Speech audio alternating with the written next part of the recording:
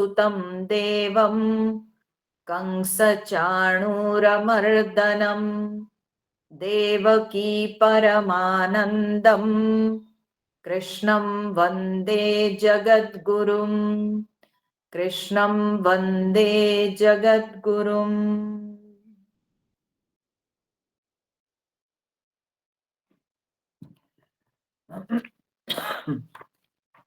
16वां अध्याय का जो फर्स्ट 2 श्लोकास है उसको हम लोग पाठ कर लेंगे। ओम श्री परमात्मने नमः। अथ षोडशोऽध्यायः। श्रीभगवानुवाच अभयं सत्त्वसंशुद्धिः ज्ञानयोगव्यवस्थितिः दानं दमश्च यज्ञश्च स्वाध्यायस्तप आर्जवम् अहिंसा सत्यमक्रोधः त्यागः शान्तिरपैशुनम् दया भूतेष्वलोलुप्त्वम् मार्दवम् ह्रीरचापलम्।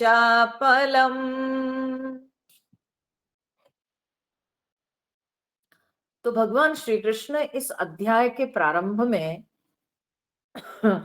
कुछ सद्गुणों की बात की है और ये सारे जो सद्गुण होते हैं ये सबके सब व्यक्ति को परमात्मा के निकट कर देते हैं। तो इसीलिए इन सब को हम सद्गुण कहते हैं, सत्संपत्तियां हैं, दैवी संपत्तियां हैं। तो अब भगवान दैवी संपत्तियों के नाम लेते हुए कहते हैं अहिंसा सत्यम अक्रोधः त्यागः शांति अपैशुनम। हम लोगों ने देखा अहिंसा, कल इस पर विचार किए और उसके बाद भगवान कहते हैं अब सत्यम। सत्यम सत्यम का तात्पर्य होता है कि जो हमने देखा, जो हमने अनुभव किया उसी को ही वचन में भी बोलना। तो इस तरह से जो व्यक्ति का आचरण होता है तो उसके यह आचरण को कहते हैं कि सत्यनिष्ठा। ठीक है, वह व्यक्ति सत्य का पालन कर रहा है। तो भगवान यहाँ जो है ये जो सत्यम शब्द देते हैं ये विचार करने लायक है कि आखिर हम अपने जीवन में ये सत्यनिष्ठा का पालन क्यों नहीं कर पाते? कहाँ चूक हो जाता है हमसे? तो ये सोचने की बात है। असलियत में जब हमारे मन में विषय भोग की इच्छा प्रबल हो जाती है, जब विषयों की ओर हमारा आकर्षण अधिक हो जाता है, तब हम सच को छोड़कर झूठ को अपनाते हैं।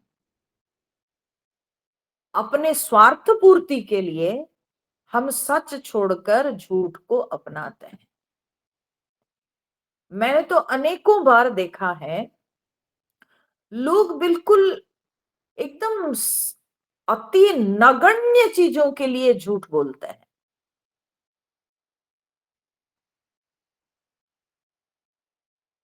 और जहां उनको कोई बहुत बड़ी उपलब्धि नहीं होगी, लेकिन फिर भी झूठ बोल देते हैं, क्योंकि झूठ बोलने की आदत पड़ चुकी है। जब झूठ बोलने की आदत हो जाती है, हम हर बातों पे झूठ बोलते हैं, हर समय हमारे मुंह से झूठ ही निकलता है। तो इसीलिए यहां पर भगवान सत्य संपत्ति के रूप से कहते हैं सत्यनिष्ठा, सत्यम, सच्चाई का पालन करना चाहिए। देखिए, जब विचार में हम सत्स्वरूप परमात्मा का विचार करते हैं, वैचारिक स्तर पे जब हम सत्स्वरूप परमात्मा के संग हैं, तो उसको कहते हैं ऋतम। जब हम वाणी में बोलते हैं परमात्मा के बारे में, तो उसको कहते हैं सत्यम। ठीक है। तो हम विचारों से, ऋत और सत्य एक ही बात है, परंतु जब हमारे विचार में, हमारे अनुभव में परमात्मा है, तो हम उसको कहते हैं ऋतम। और वही जब हमारे वाणी में प्रतिफलित होता है, तब उसको कहते हैं सत्यम। ठीक है। तो वाणी के स्तर पे सत्य क्या है? वाणी के स्तर पे सत्य यही है कि जो हमने देखा है यथा दृष्टम, हाँ, और जो हमने जाना, जो हमने अनुभव किया, यथा अनुमितम। ठीक है। और जो हमने सुना, यथा श्रुतम। ठीक है। सो यथा दृष्टम, यथा अनुमितम, यथा श्रुतम, हाँ, तत् वक्तव्यम, उसी को बोलना चाहिए। ठीक है। वही हम बोले। तो जिस विषय में हम पूरी तरह से कन्विंस्ड हैं, जिसको हमने देखा है, जिसको हमने सुना है, जिस पर हमने विचार करके अनुभव किया है, उसी को हमें वाणी में बोलना चाहिए। तो इसी को कहते हैं सत्य। ये है सत्य। मनुस्मृति में मनु जी ने कहा कि सत्यम ब्रूयात प्रियम ब्रूयात, न ब्रूयात सत्यम अप्रियम। हम्म? सत्यम ब्रूयात, सत्य बोलना चाहिए, परंतु कैसा सच? बोले कि प्रियम ब्रूयात, अर्थात प्रिय भी होना चाहिए। हाँ? जो सच हम बोल रहे हैं, वो सच प्रिय लगे। ठीक है। मतलब किसी के कान के लिए श्रुति मधुर होना चाहिए, कटु नहीं होना चाहिए, ऐसे बोलना चाहिए। तात्पर्य क्या है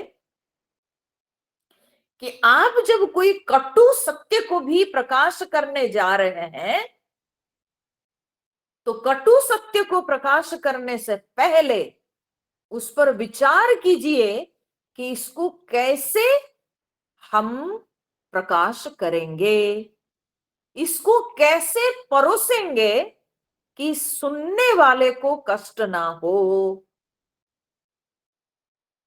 तो बिना विचार किए कुछ बोलना नहीं चाहिए। पहले विचार कीजिए कि इसको कैसे हम प्रेजेंट करेंगे कि सुनने वाला इसको सुन सकता है। ठीक है। बिना विचार किए, हाँ हमने तो ऐसा देखा है, तो बोल दिया, लेकिन एक बार विचार कीजिए उस पर कि इसको कैसे बोलना चाहिए, क्योंकि ऐसे ना हो कि सुनने वाला सुन करके वही जो है खत्म हो जाए। तो इसलिए ये बोलने वाले की कला है कि कैसे कटु सत्य को भी श्रुति मधुर करके वो बोले। तब मनु जी ने कहा सत्यम ब्रूयात प्रियम ब्रूयात, न ब्रूयात सत्यम अप्रियम। न ब्रूयात नहीं बोलना चाहिए, सत्यम अप्रियम ऐसे सच नहीं बोलना चाहिए जो कि अप्रिय हो। अब कोई व्यक्ति अगर सांवला है और हम उसको कहेंगे ए तू तो बहुत सांवला है, ठीक है, अरे तू तो बहुत काला है, तो यथा दृष्टम, है ना, जो हमने देखा, जो अनुभव किया, बस उसको बोल दिया। ये कोई तरीका है? हाँ? क्या ये बोलने का तरीका है? अगर हमारी बोली से किसी को कष्ट पहुंच रहा है तो फिर ऐसे वचन को नहीं बोलना है। और अगर कभी ऐसे कोई वचन को बोलना अनिवार्य होता है तो फिर उस पर चिंतन करना चाहिए कि कैसे कटु सत्य को मधुर करके बोला जाए। सो सत्यम ब्रूयात प्रियम ब्रूयात, न ब्रूयात सत्यम अप्रियम। अप्रिय सत्य को नहीं बोलना चाहिए, कटु करके कभी बोलना नहीं चाहिए। हाँ? बहुत कड़वी बात को भी व्यक्ति अगर मधुर करके बोलता है तो सामने वाला उसको सुन भी लेता है और सामने वाला जो है उससे समझ भी जाता है, ठीक है।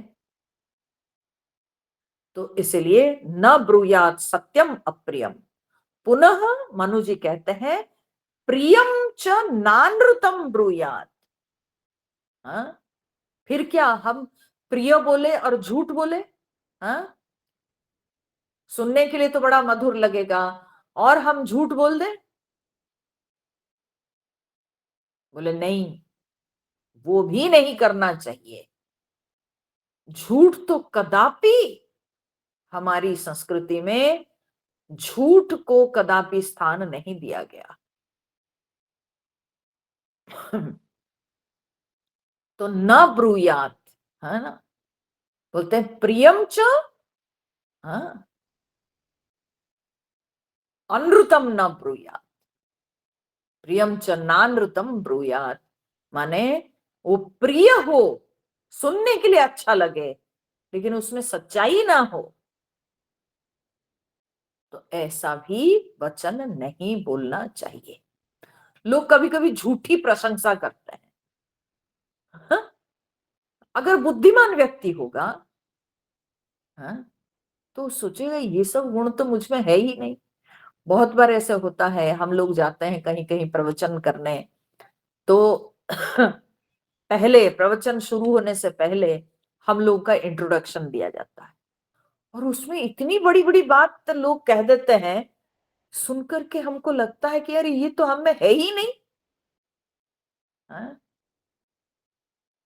तो हमारे बारे में इतनी सारी बातें ये लोग जो बोल दी, तो ये लक्षण तो मुझ में है ही नहीं।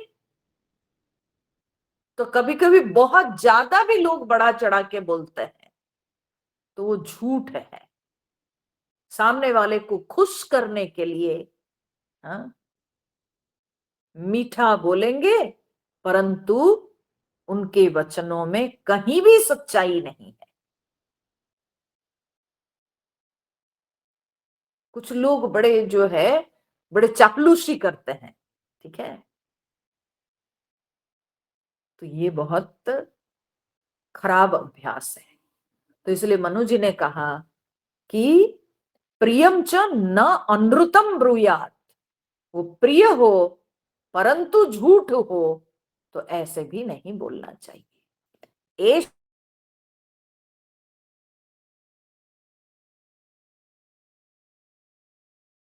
सनातन धर्म है कि सत्य बोलना प्रिय बोलना, ठीक है, सत्य भी हो प्रिय भी हो, बस।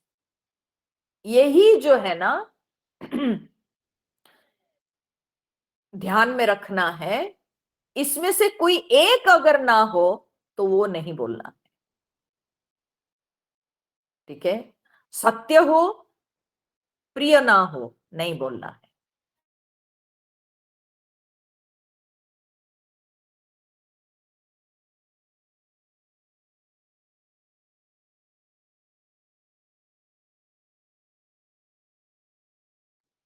स्मरण रहना चाहिए कि कहीं अगर आवश्यक नहीं है, देखिए, बोलना, क्या बोलना, कब बोलना, कितना बोलना, ये भी जानना चाहिए। अगर सचमुच में मेरी जरूरत है, लोग सचमुच में मुझसे सुनना चाहते हैं, तो वहीं पर बोलना चाहिए।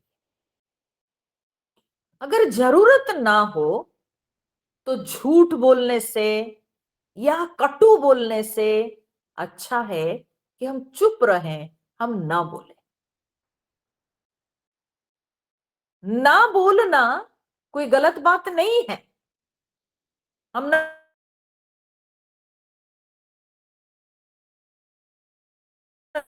परंतु अगर बोलना, और वो भी जहां पर जरूरत है,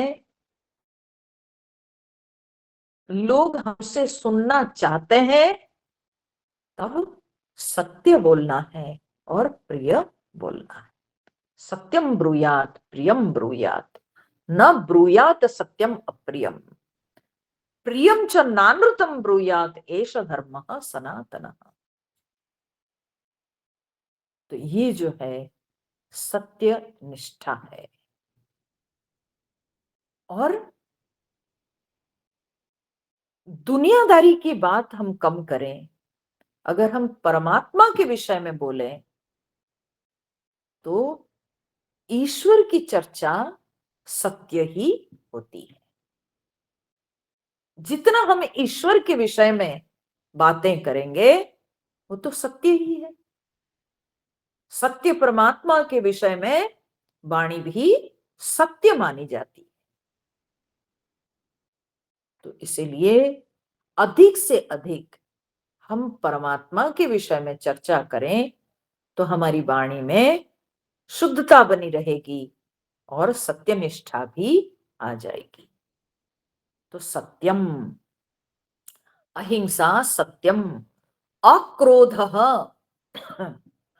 अक्रोध का अर्थ क्या होता है ना, क्रोध नहीं करना। परंतु क्रोध किस पर नहीं करना? हम्म? तो कहते हैं कि क्रोध अपने अपकार करने वाले पर भी क्रोध नहीं करना। ठीक है, अपना कोई अपकार कर रहा हो उस पर क्रोध नहीं करना। ठीक है, उपकारी पर तो कम क्रोध आता है, क्रोध नहीं के बराबर होता है, परंतु अपकार करने वाले पर भी नहीं क्रोध करना चाहिए। क्रोध से होता क्या है, देखिए, कोई व्यक्ति जब क्रोधी है, गुस्सा में है, आप देखिए कि उसके मुख की शोभा समाप्त हो जाती है। मुंह किस तरह से लाल हो जाता है, होठ फड़कने लगते हैं, आंखें लाल लाल हो जाती है, भौहें टेढ़ी हो जाती है। तो इन लक्षणों से उसके मुख की शोभा खत्म हो जाती है। फिर गुस्सा के कारण शरीर में विभिन्न प्रकार के जो है रोग भी बढ़ जाते हैं और शरीर को कष्ट भी होता है। ठीक है, जो लोग बहुत गुस्सा करने वाले होते हैं उनका देखिएगा कि स्टमक अच्छा नहीं रहता। ठीक है, और जो बहुत गुस्सा करने वाले होते हैं उनकी बीपी हाई हो जाती है। गुस्सा जब हम करते हैं तो हमारी बहुत शक्ति नष्ट हो जाती है। उस समय हम विवेक खो देते हैं और पता नहीं हमारे सामने बड़े हैं, बुजुर्ग हैं, गुरु है, गुरुजन है, हमारे उपकार करने वाले हैं, लेकिन हम कुछ भी बक देते हैं। तो बाद में पश्चाताप होता है, परंतु बाद में रिग्रेट करने से कुछ नहीं मिलता है।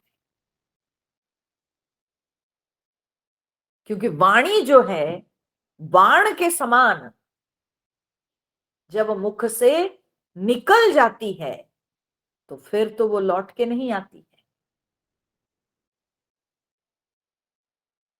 और उसके बाद पश्चाताप करने से कुछ फायदा नहीं होता है। अक्रोध, हाँ, मन को शांत रखना चाहिए।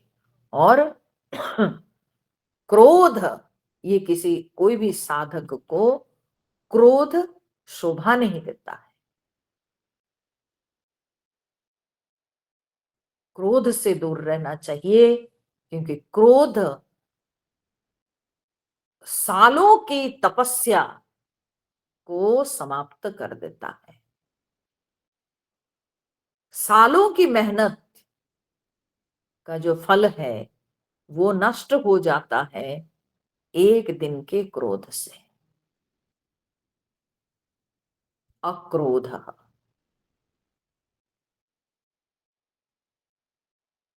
क्रोध शब्द को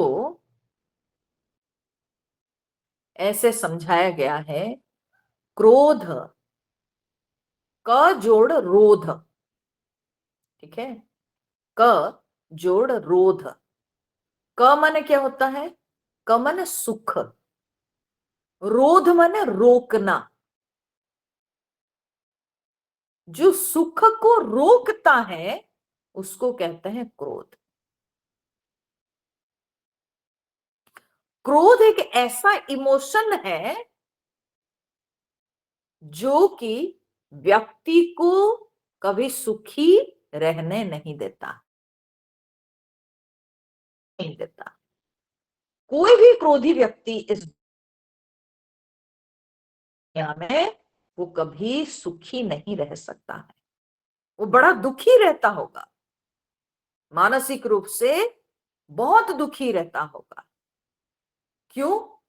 किसी को कुछ बोल दिया, हाँ, किसी को मार दिया, किसी को कुछ बोल दिया,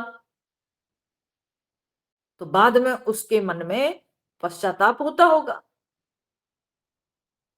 तो वो कभी सुखी नहीं रह सकता है। क्रोधी व्यक्ति के शरीर में विभिन्न प्रकार के रोग आ जाते हैं। तो इसलिए क्रोध से हमेशा अपने आप को दूर रखना चाहिए।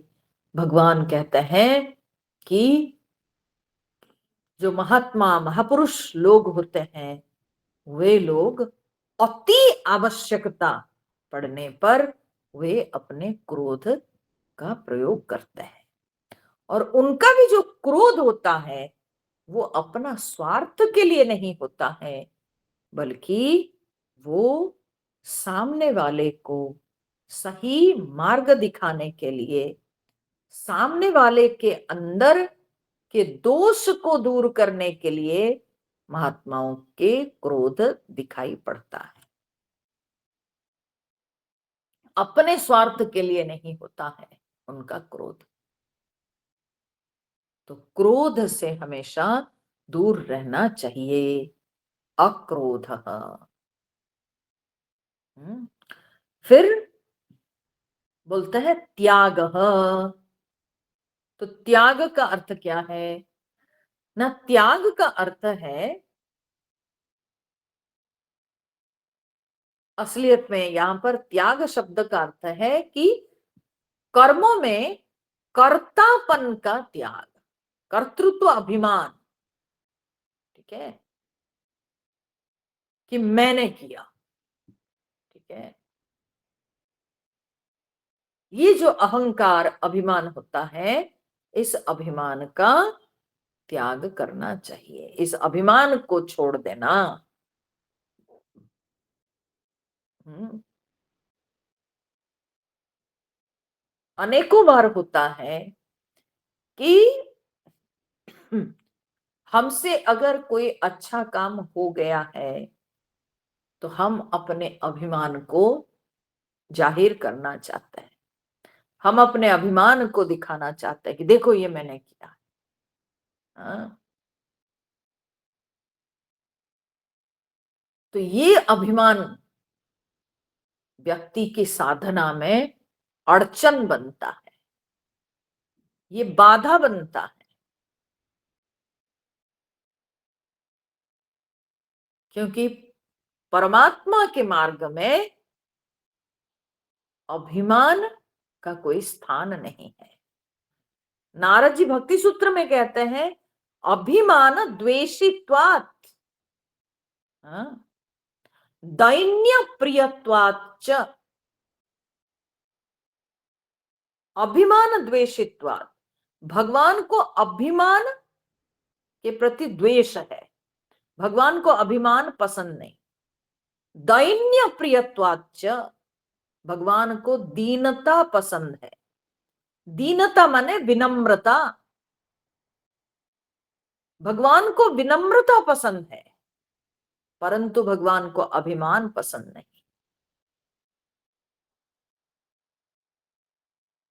तो जो व्यक्ति हर व्यवहार में वो अपना अहंकार को जाहिर करता है, तो भक्ति के मार्ग में तो ये बड़ा अड़चन है, और ज्ञान के मार्ग में भी ये बहुत बड़ा अड़चन है। क्यों? क्योंकि मैंने किया जब आप कहते हो तो इसका मतलब है कि आप देह मन बुद्धि को पकड़ रखे हो, आप देह मन बुद्धि से ऊपर उठ नहीं पा रहे हो, इसलिए देह मन बुद्धि की क्रिया को आप सोचते हो कि मैंने किया। तो ये जो देहाभिमान, हाँ, ये देहाभिमान ज्ञान मार्ग में भी बाधा है, और भक्ति मार्ग में भी अभिमान बहुत बड़ी बाधा है। तो किसी भी प्रकार से ये जो कर्ता भाव है कि मैं किया, मैं करता, तो मुझे इसका फल मिलना चाहिए, मुझे प्रशंसा मिलनी चाहिए, मुझे नाम मिलना चाहिए, तो ये जो है साधक के लिए अच्छा नहीं है। तो इसलिए अभिमान का त्याग, कर्तृत्व अभिमान का त्याग, कर्मों में कर्तृत्व अभिमान का त्याग को यहां पर सूचित किया गया है त्याग शब्द के द्वारा। ठीक है, वैसे तो और भी बहुत सारे दोष दुर्गुण हैं हमारे अंदर जिसको त्याग देना चाहिए, परंतु सबसे बड़ा त्याग होता है अपने अभिमान का त्याग। और जब कर्तृत्व अभिमान का त्याग हम कर देते हैं कि मैं देह नहीं हूं, मन नहीं हूं, बुद्धि नहीं हूं, तो इनके द्वारा किए हुए व्यवहार भी मेरा कोई उसके साथ संबंध नहीं है। तो जब देह मन बुद्धि में नहीं हूं तो ऑटोमेटिकली अन्य सारे भी जो सारे दोष दुर्गुण है वो सब भी दूर हो जाते हैं कि उनके साथ भी मेरा कोई लेना देना नहीं है। तो इसलिए त्याग यानी मुख्य रूप से यहां पर कर्तृत्व अभिमान का त्याग है, और साथ साथ अपने अंदर के दोष दुर्गुण जो है उन सब का भी त्याग करना चाहिए। त्याग, फिर शांति ही, शांति, शांति मतलब क्या है? तो शांति का अर्थ होता है कि माने मन की जो हलचल, ठीक है, मन की जो अस्थिरता, मन की जो चंचलता, तो मन की चंचलता का अभाव, उसको कहते हैं शांति। ठीक है। मन में जो विक्षेप होते हैं, तो विक्षेपों से मन को अलग करना, विक्षेप रहित होना, इसी को कहते हैं शांति। तो मन में विक्षेप क्यों उठते हैं? मन में विक्षेप उठते हैं क्योंकि विषयों के प्रति हमारा आकर्षण है। ये विषय जब इंद्रियों के द्वार से प्रवेश करते हैं हमारे मन में, तब हमारे मन में चंचलता दिखाई पड़ती है, तब हमारा मन जो है वो हलचल होता है।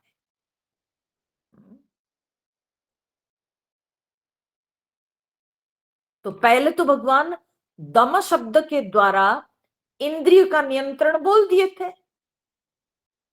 अब शांति शब्द के द्वारा मन को भी विक्षेप रहित रखने के लिए बता रहे हैं।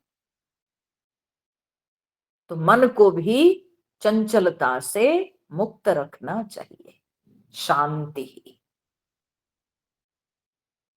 तो मन जब कामना रहित हो जाता है, मन जब वासना रहित हो जाता है, मन के अंदर जब विषयों का आवागमन कम हो जाता है, तो अपने आप ही मन में जो फ्रीक्वेंसी ऑफ थॉट है वो कम हो जाता है। ठीक है। जब आपके मन के अंदर जब अच्छी क्वालिटी की वृत्तियां बनती है, ठीक है, अच्छी क्वालिटी माने क्या, गुणवत्तापूर्ण, हाँ, उत्पन्न होते हैं, तो सद्विचारों से मन चंचल नहीं होता है, बल्कि मन शांत होता है। सद्विचारों के द्वारा मन बहुत गहराई में प्रवेश करता है। मन बहिर्गामी नहीं होता है, बल्कि मन अंतर्गामी होता है। तो सद्विचार वे विचार होते हैं जो कि मन को बहुत गहराई में ले जाते हैं और धीरे धीरे करके मन पूरी तरह से विक्षेप रहित हो जाता है, मन की अस्थिरता दूर हो जाती है। तो इसलिए शांति कहने का तात्पर्य है कि हम गुणवत्तापूर्ण विचार करें।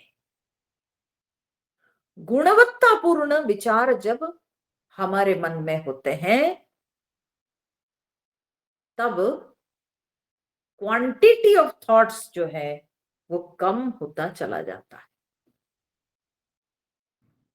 थॉट की क्वालिटी जब अच्छी होएगी, तब विचारों का जो अत्यधिक जो प्रवाह है वो कम होने लगता है, क्योंकि सत विचार बड़े सूक्ष्म होते हैं और सद्विचार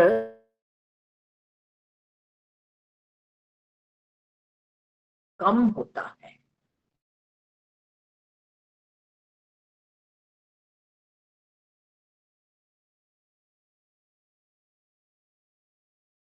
होती है हम धीरे धीरे धीरे धीरे जो है विचार करते हैं, सूक्ष्म होता है और संख्या कम होती है। असत विचारों की संख्या बहुत अधिक होती है और वो व्यक्ति को चंचल बनाते हैं।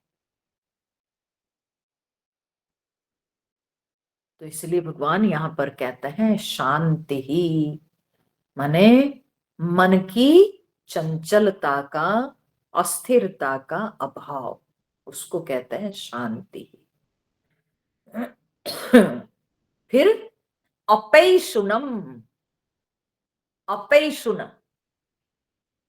मतलब क्या? ना दूसरों की चुगली नहीं करना, दूसरों की निंदा नहीं करना। ठीक है, कुछ लोग होते हैं चुगलखोर होते हैं, उनको दूसरों की चुगली बड़ी अच्छी लगती है। ठीक है, कुछ कुछ उल्टा सीधा दूसरों के बारे में बोलना, इसकी बात उसको सुनाना। ठीक है, और दूसरों को इंस्टिगेट करना, किसी के अगेंस्ट में इंस्टिगेट करना, ये सब लोगों को पसंद आता है।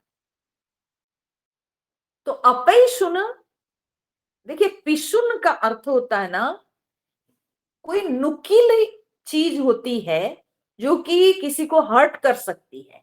ठीक है, जैसे कि कांटा है, ठीक है ना, तो इसको कहते हैं पिशुन। हम्म,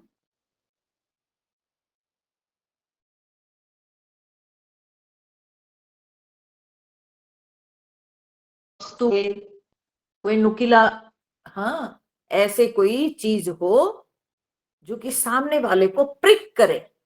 ठीक है, तो इसको पिशुन कहते हैं। तो अपैशुन, पैशुन मतलब क्या है? पिशुन तो वो वस्तु को कहते हैं, पैशुन मतलब पिशुनता। तो पिशुनता मतलब क्या है? ना किसी को हर्ट करना। ठीक है, तो किसी को अपने व्यवहार से, अपनी बोली से आघात पहुंचाना, इसको कहते हैं पिशुनता।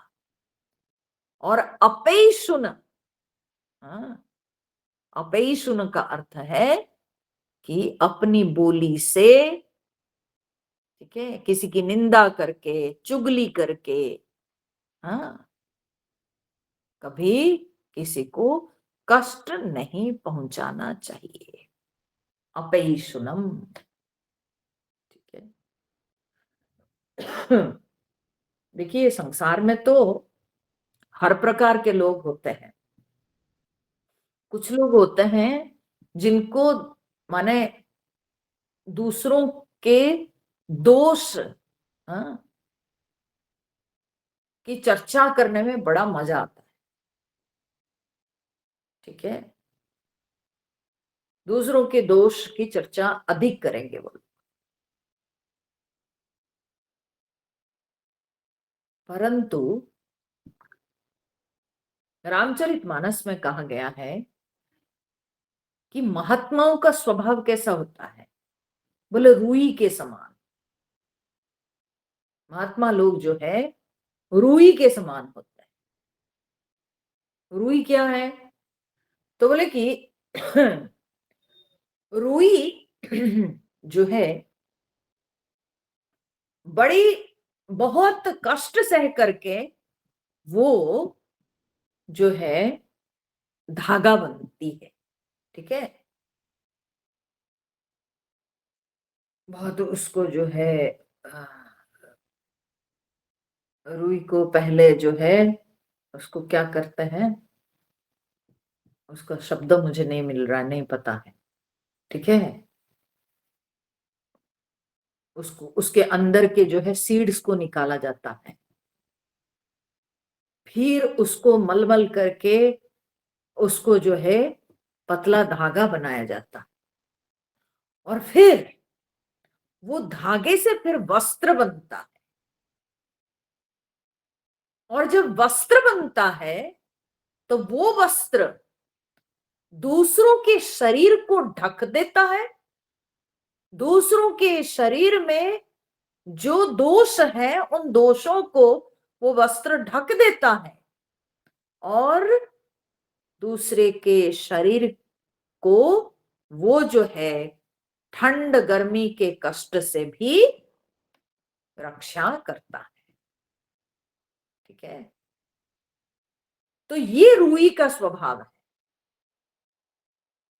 तो रूई वस्त्र बनकर दूसरों के दोष को, शरीर के दोष को वो ढक देता है। ठीक है, वो प्रकट नहीं करता है बल्कि ढक देता है।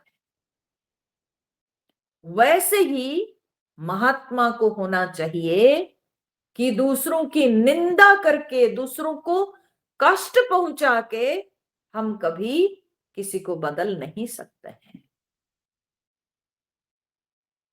हाँ, किसी में अगर दोष है आप उसको प्राइवेटली बात करिए, समझाइए, परंतु पब्लिकली उसके दोषों की चर्चा करके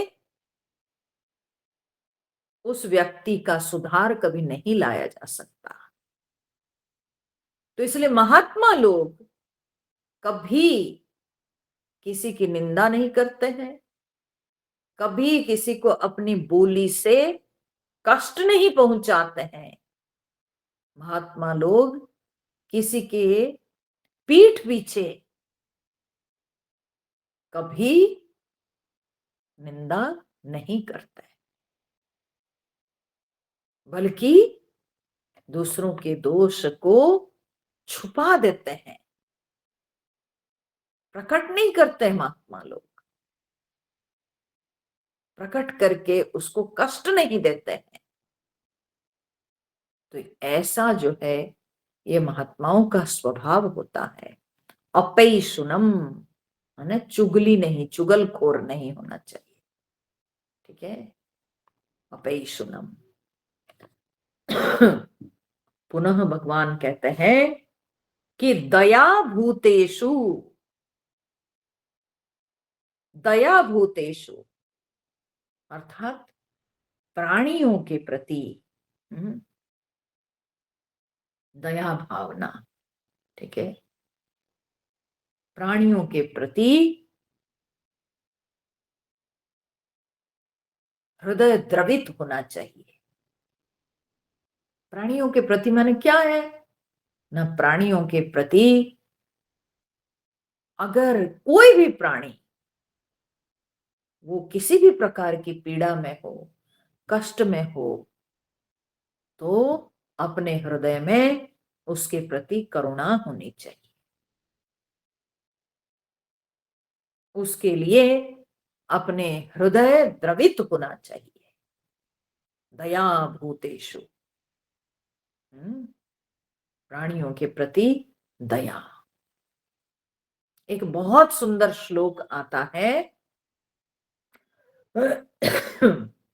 कहा गया कर्णस्त्वचम शिबिर मांसः जीवम जीमुत वाहनः ददौ दधीचिरस्थीनि नास्त्य देयम महात्मनाम। महात्मा लोगों के अंदर कितनी दया है, देखिए कि जिसको जो जरूरत है, जिस प्रकार की जरूरत है, तो उनके हृदय में इतनी करुणा है कि वे तुरंत उसकी मदद कर देते हैं। तो कर्ण त्वचम, कर्ण अपनी त्वचा काट कर, ठीक है, वो दे देने को तैयार हुए। ठीक है, कर्ण त्वचम। जब इंद्र भगवान आए मांगने के लिए, कर्ण मुझे तुम्हारा कुंडल चाहिए और तुम्हारा कवच चाहिए, तो कर्ण तो पैदा हुए थे कवच और कुंडल के साथ, तो उनकी त्वचा के साथ कवच और कुंडल वो चिपका हुआ था। तो जब इंद्र भगवान ब्राह्मण वेश में आके उनको मांगे, तो कर्ण उनको देने के लिए ब्राह्मण देवता मांग रहे हैं, तो इसलिए उनको देने के लिए वो अपने त्वचा काट कर देने के लिए प्रस्तुत हो गए, दे दिए। कर्ण त्वचम शिबिर मांस, शिबिर राजा, उन्होंने भी अपने शरीर के मांस को छीलकर कबूतर की रक्षा के लिए चील पक्षी को दे दिए। शिबिर मांस जीवम जीमुत वाहन, जीमुत वाहन जो जितिया पर्व मनाते हैं, हाँ, वे भी अपने जीवन दे देते हैं। और जीमुत वाहन बादल को भी कहते हैं, ठीक है।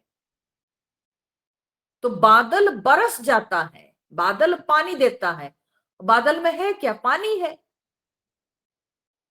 तो संसार के लिए बादल जो है वृष्टि दे करके वो तो अपने आप को समाप्त कर देता है। तो जीवम जीमुत वाहन ददो दधी चिरस्थीनी, और दधीचि ऋषि ने अपने अस्थि दे दिए वज्र बनाने के लिए। तो नास्त्य देयम महात्मनाम, महात्मा लोगों के लिए कुछ भी अदेय नहीं है। महात्मा लोग सब कुछ दे सकते हैं। महात्मा लोग प्राणी के हित के लिए, किसी भी प्राणी के हित के लिए महात्मा लोग सदा तत्पर रहते हैं और वे सब कुछ दे सकते हैं। दया भूतेषु, प्राणियों के कष्ट देख करके हृदय द्रवित होना चाहिए। ऐसे जो है महात्माओं का हृदय होता है। किसी के कष्ट को वे सहन नहीं करते हैं, नहीं कर सकते हैं, है ना।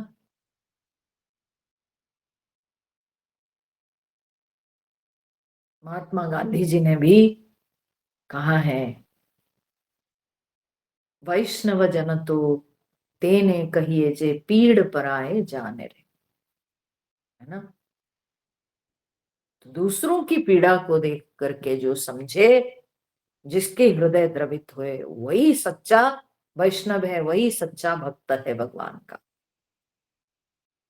दया भूतेषु इसी को कहते हैं। अलोलुप्त्वम, अलोलुप्त्वम का अर्थ क्या है? माने लोलुपता का अभाव। लोलुपता मतलब क्या है? लोलुपता मतलब लोभ, ठीक है।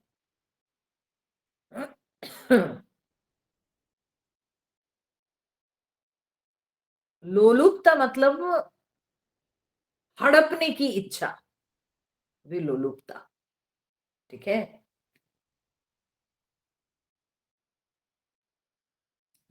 देखो, अगर हमारे सामने अचार कोई ले आता है ना, तो अचार को देखते ही हमारे जीभ लालायित होती है, जीभ में जो है लार आने लगते हैं, ठीक है। कुछ लोगों के अंदर चाय कॉफी कॉफी के प्रति बड़ा आकर्षण रहता है। गरम गरम एकदम कॉफी अगर कोई बना के लाता है, उसकी जो सुगंध है, आ, ठीक है, वो सुगंध से मन करता है कि हम कॉफी पी ले, ठीक है। चाय की सुगंध से कि हम चाय पी ले। तो अपनी इंद्रियां जब विषयों को सामने देखते हैं तो लालायित होते हैं, लोभ उत्पन्न होता है कि हम उस विषय का भोग करें। लोलुपता, ठीक है। पर महात्माओं की स्थिति क्या है? न अलोलुप्त्वम, लोलुपता का अभाव।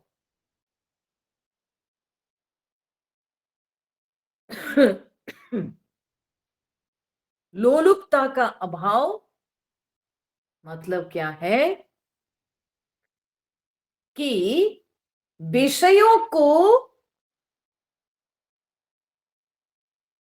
विषयों के पास आने पर भी महात्माओं की इंद्रियां कभी विषयों की ओर आकर्षित होती नहीं।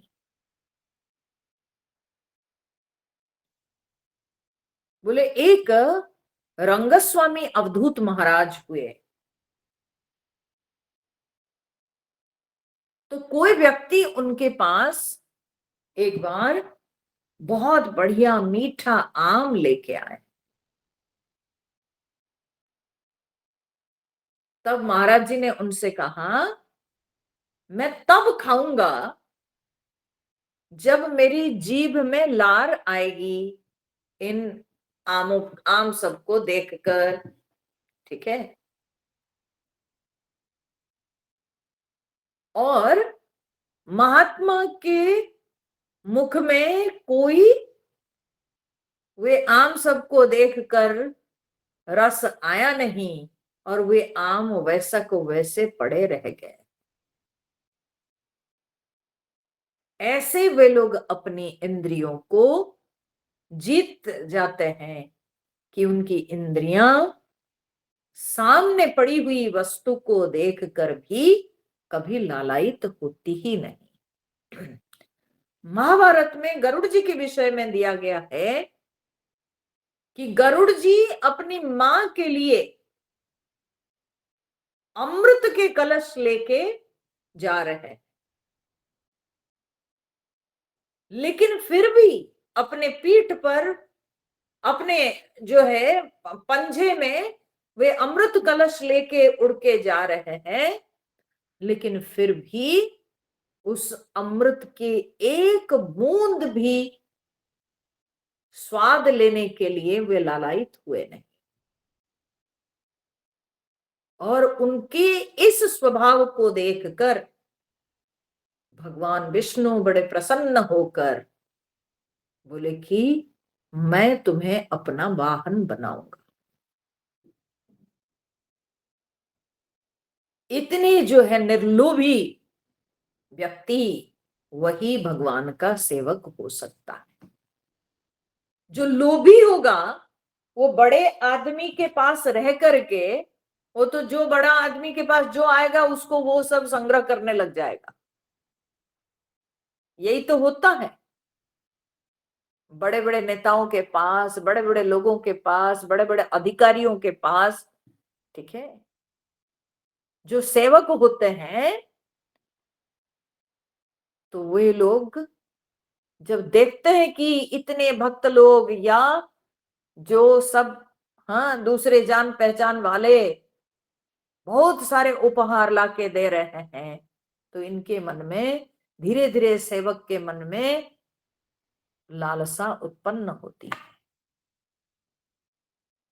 तो वो कभी सच्चा सेवक नहीं बन सकता है।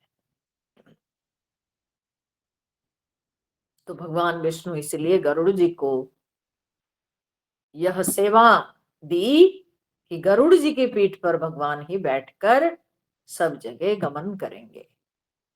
तो ये क्यों? क्योंकि गरुड़ जी के अंदर कोई लालसा नहीं थी, कोई लोभ नहीं था। अलोलुप्त्वम मार्दवम, मार्दव मतलब क्या? मार्दव माने मृदुता, मृदुता माने कोमलता, ठीक है, कोमलता।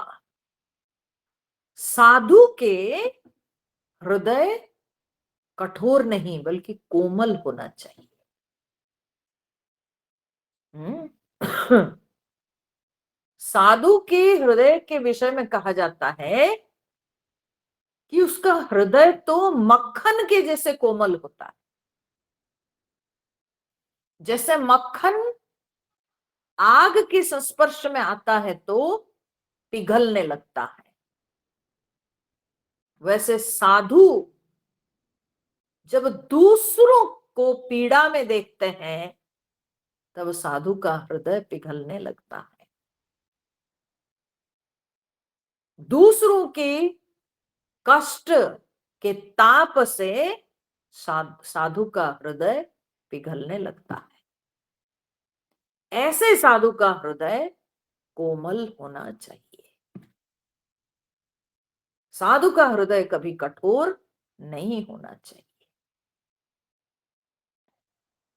कई बार ऐसे देखने को मिलता है कि शिष्यों के प्रति जो गुरु लोग होते हैं वे कभी कभी कठोर हो जाते हैं। परंतु मैं यहां पर एक बात बताना चाहूंगी, उनकी जो कठोरता शिष्य के प्रति दिखाई पड़ती है वो शिष्य के अंदर जो सारे पुराने जो हाँ, क्या बोलते हैं, खराब गुण होते हैं, पुराने जो अभ्यास होते हैं, ठीक है, खराब अभ्यास, उन सारे अभ्यासों को दूर करने के लिए, शिष्यों को श्रृंखला में डालने के लिए गुरु लोग कभी कभी कठोरता आचरण करते हैं, परंतु हृदय में उनके कभी किसी शिष्य के प्रति कठोरता होती ही नहीं थी। तो जो महात्मा वे बाहर से कठोर लगते हैं परंतु उनके हृदय मक्खन के जैसे कोमल होता है। तुरंत वे पिघल जाते हैं। तो उसको कहते हैं मार्दव। मार्दव माने मृदुता, कोमलता। अब इसके पिछले श्लोक में हम एक शब्द सुने थे आर्जव। आर्जव माने सरलता और मार्दव माने कोमलता। तो हम वो जो सरलता पढ़े थे, अगर हम ऐसे समझे हैं कि शारीरिक स्तर पे आर्जवम माने शरीर की प्रधानता से आर्जवम शब्द भगवान दिए और अंतःकरण की प्रधानता से भगवान मार्दव शब्द का प्रयोग किया। माने शारीरिक रूप से व्यक्ति को सरल होना चाहिए और मानसिक रूप से साधक को कोमल होना चाहिए। ठीक है। सो शरीर की प्रधानता से आर्जव, अंतःकरण की प्रधानता से मार्दव। मार्दवम। ह्री ही, ह्री मतलब क्या है? ह्री मतलब लज्जा। अब लज्जा किस बात की? हम्म? तो लज्जा जो है यहां पर असलियत में देखिए, साधु पुरुष के लिए, महापुरुष के लिए लज्जा का अर्थ ये नहीं कि वे दूसरों का सामना करने से हिचकिचाते हैं। ठीक है। या शास्त्रार्थ करने से वे संकोच करते हैं, नहीं। इस तरह की लज्जा या संकोच ये किसी महात्मा महापुरुष में नहीं होता। यहां पर जो लज्जा या संकोच की बात कही गई है वो है कि साधु कभी जब उसकी प्रशंसा होती है उसमें वो संकोच बोध करता है। जब कोई उसकी बहुत बड़ाई, ठीक है, करता है साधु, उसमें जो है संकोच बोध करता है। क्यों? क्योंकि कभी भी अपनी बड़ाई अपनी साधना में सहायक नहीं होती है। उसे फिर मन में दोष आ जाते हैं, अपने अंदर अहंकार बढ़ जाता है। तो इसलिए अपनी बड़ाई में उनको लज्जा बोध होता है, संकोच होता है कि मैंने कितना छोटा काम किया और लोग उसकी इतनी बड़ाई कर रहे हैं। तो लज्जा संकोच बोध होता है। तब कोई उनकी प्रशंसा करे ये उनको अच्छा नहीं लगता है। इस चीज से उनके अंदर संकोच होता है कि अरे कितना छोटा, कितना कम हम कर पाए। इसलिए हमारे शास्त्र में कहा गया है कि ह्रिया देयम, देना चाहिए, देयम ह्रिया माने लज्जा के साथ देना चाहिए, संकोच के साथ देना चाहिए कि मैं कितना कम कर पा रहा हूं, कितना कम, कितना छोटा दान मैं दे रहा हूं। तो ये मन में भाव होना चाहिए। लेकिन उल्टा होता है, कोई 200 500 1000 दे देते हैं, इस प्रोग्राम में हमने भी दिया है, ठीक है। तो मान लो कि कोई एक विशाल आयोजन, उसमें लाखों करोड़ों खर्चा होता है, उसमें अगर हम 200 500 रुपया दिए तो वो कौन सा बड़ा चीज है।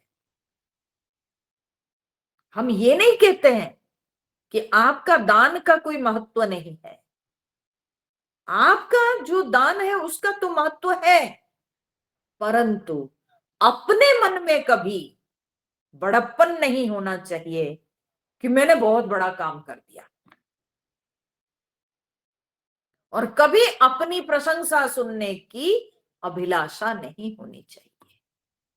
बल्कि मन में हमेशा ये भाव आना चाहिए कि अरे मैं कितना थोड़ा कर पाया, कितना कम दे पाया। हाँ?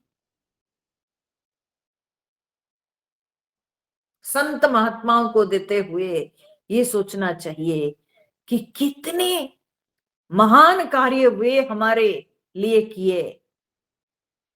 हाँ? जो विद्या, जो ज्ञान हमको उन्होंने दिया,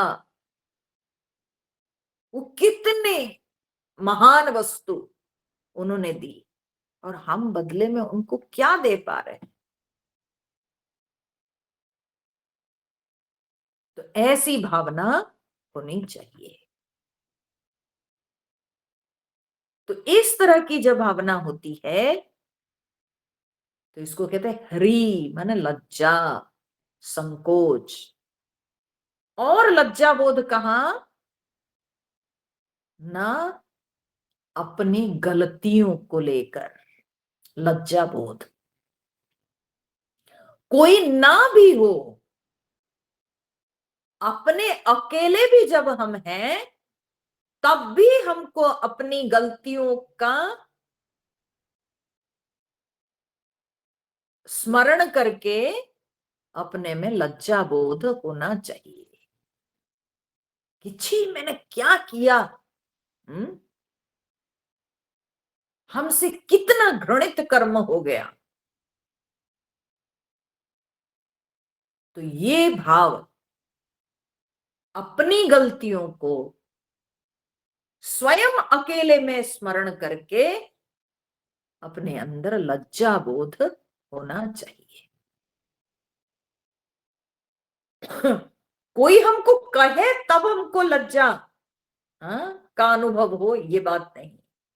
जब हम अपने अकेले में हैं, मेरी कई गलतियों को दूसरे नहीं जानते हैं, लेकिन मैं जानता हूं, मैं जानता हूं मेरे द्वारा कितनी ऐसी गलतियां हो गई है जो कि कोई दूसरे समझ नहीं पाए हैं। तो उन दोषों को स्मरण करके अपने मन में लज्जा बोध होना चाहिए। तो इस तरह से एक साधु हमेशा अपनी प्रशंसा, अपनी बड़ाई सुनने के लिए लज्जा बोध करें, या अपनी गलतियों को स्मरण करके लज्जा बोध करें, तभी उसका सुधार हो सकता है, तभी वो अपने आप को सही मार्ग पर ले सकता है। तो हरि ही अचापलम, अचापल मतलब चपलता शून्य। चपलता क्या है? चपलता माने चंचलता, ठीक है। और ये जो चपलता है ना, ये जो चंचलता, ये शारीरिक, ऊपर तो शांति शब्द के द्वारा भगवान चित्त की चंचलता से दूर रहना चाहिए वो बता दिए, परंतु चपलता जो है ना, यहां पर अचापलम, यहां जो भगवान कहते हैं वो विशेष रूप से शारीरिक चपलता से मुक्त रहना चाहिए। शारीरिक चंचलता से दूर रहना है। साधु को या साधक को भी बहुत ज्यादा जो शारीरिक हलचल, शारीरिक चंचलता, ये शोभा नहीं देती, ठीक है। स्थिरता होनी चाहिए, शरीर में स्थिरता, कर्म में स्थिरता, संतुलन होना चाहिए। और लोगों के आप देखेंगे कि ये जो शारीरिक चंचलता है ना, ये मन की चंचलता के कारण ही शरीर चंचल हो उठता है। लोगों के मन की अस्थिरता आपको उनके शरीर के हाव भाव में दिख जाएगा। वो कैसे? ना कई बार आप देखेंगे कि लोग रुमाल को लेके ऐसे ऐसे मोड़ते रहेंगे बैठ के, ठीक है। टीचर्स है ना, तो अगर वे मन में अस्थिर होंगे तो चौक को लेकर के हाथ में उसको जो है चूर चूर करते रहेंगे। क्यों? क्योंकि मन उनका कहीं व्यस्त है। और कुछ लोग होते हैं वो शांत नहीं बैठ पाएंगे, उनका पैर हिलता रहेगा, इधर उधर देखते रहेंगे, पैर हिलता रहेगा, तो शरीर चंचल है। क्यों? क्योंकि मन में वे कहीं और जगह व्यस्त हैं।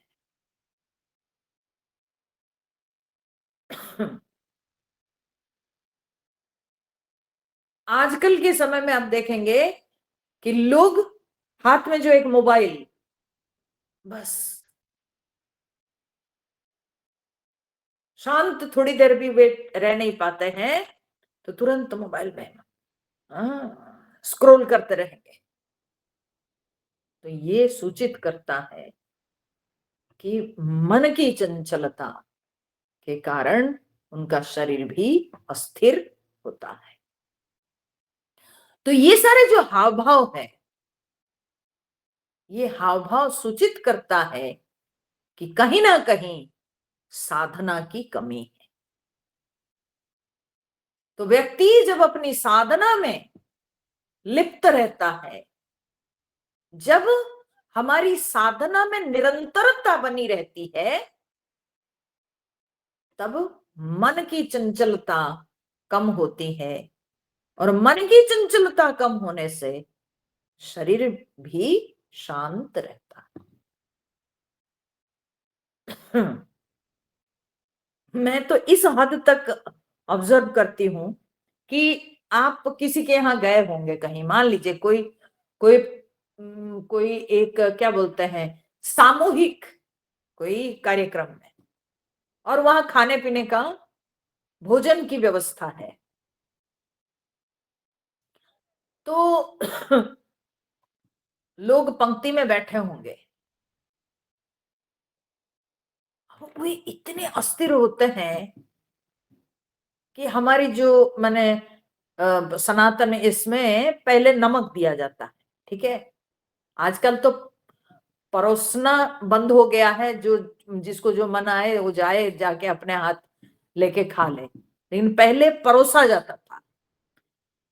तो जब परोसा जाता था तो पहले नमक आता था, नमक मिर्ची। तो लोगों में इतनी चंचलता, आप देखोगे कि भोजन आया नहीं, वो नमक को लेके खाने लग जाएंगे, ठीक है। वो इधर उधर देखेंगे और नमक खाने लग जाएंगे। तो ये सब चंचलता को सूचित करता है। साधक को शांत होना चाहिए, संतुलित होना चाहिए, और ये शांति, संतुलन, ये साधना जब निरंतर अभ्यास होता है, तब भी अपने आप ही चंचलता दूर होती है। तो साधना की निरंतरता से ये चंचलता दूर होती है, मन में शांति बनती है, संतुलन बना रहता है। आपको जब लगता है आपके पास कोई काम नहीं है, क्या करे क्या करे क्या, अरे भगवान का नाम लेते रहो चुपचाप बैठ के। परंतु वो साधना तो हम करते नहीं ना। तो जब वो साधना करते नहीं, तो इसीलिए अपने आप को एंगेज रखने का हमको उपाय मालूम नहीं, तब हम चंचल हो उठते हैं, उफ क्या करे क्या करे। परंतु जो महात्मा लोग होते हैं, वे अपने प्रभु चिंतन में लगे रहते हैं, भगवान के जाप में लगे रहते हैं, इसलिए उनके शरीर में कोई चंचलता दिखाई नहीं पड़ती। सो अचापलम, ठीक है, चंचलता का अभाव, शारीरिक रूप से चंचलता का अभाव। तो इस तरह से भगवान ये सारी सत संपत्तियां या दैवी संपत्तियों का वर्णन करते हैं। फिर आगे क्या कहते हैं उसको हम लोग कल के सत्संग में लेंगे क्या? कल के सत्संग में फिर ले सकता है। कल हमारा कोई कार्यक्रम वैसा नहीं विशेष, तो ले सकता है, ठीक है। मैं जब फ्री रहूंगी मैं सत्संग कर लूंगी, ठीक है। तो अगर आप लोगों को कोई प्रॉब्लम हो तो आप बता सकते हैं। तो वैसे पुरुषोत्तम मास चल रहा है, तो बस कुछ भगवान का सुनते रहेंगे। तो इसमें खराब क्या है? हरिओम। ओम पूर्णमदः पूर्णमिदं पूर्णात् पूर्णमुदच्यते पूर्णस्य पूर्णमादाय पूर्णमेवावशिष्यते। ओम शांति शांति शांति। हरिः ओम। श्री गुरुभ्यो नमः। हरिः ओम।